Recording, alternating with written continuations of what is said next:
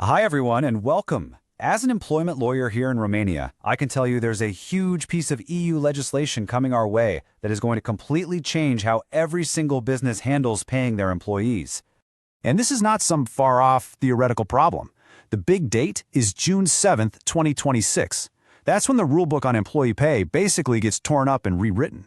So, the question is, are you ready? Because the time to get ready is right now. So why all the fuss? Why this massive change? Well, it really boils down to this number.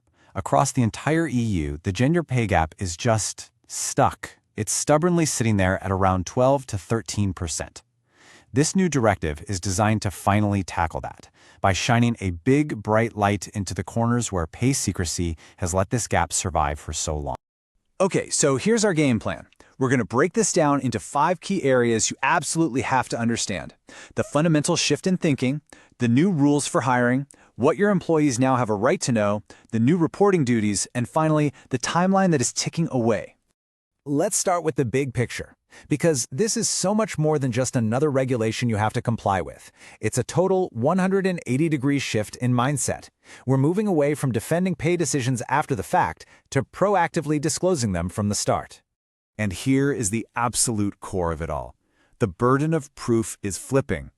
You see, up until now, an employee had to somehow prove they were being discriminated against. Well, that's over. From now on, the responsibility is on you, the employer, to prove that your pay structures are fair and justified. All right, so how does this actually play out in the real world? Let's start with hiring, because these changes are coming fast, and they're going to affect every single job you post, no matter how big or small your company is. This slide just lays it out so clearly, doesn't it? The before and after. Those vague job ads saying, competitive salary, gone. You have to post a range.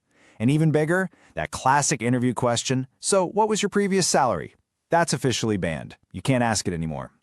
And we're talking about real specifics here.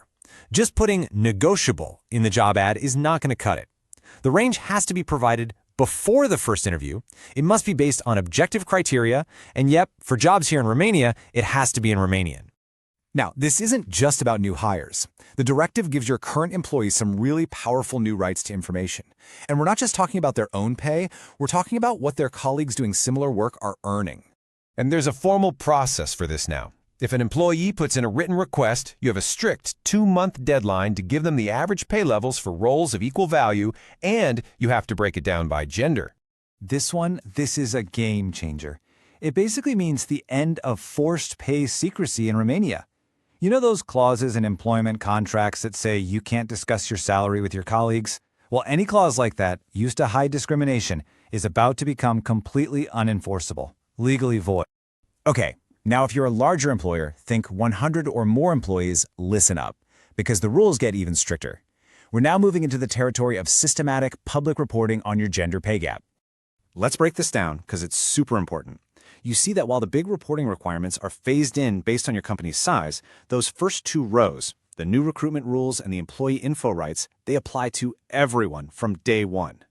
And for those of you who will be reporting, there's one number you really, really need to watch. 5%. Think of it as the line in the sand.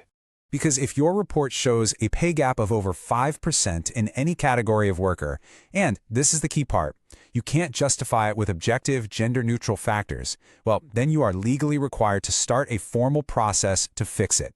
And this isn't just paperwork, you know? It's not a file it and forget it kind of thing.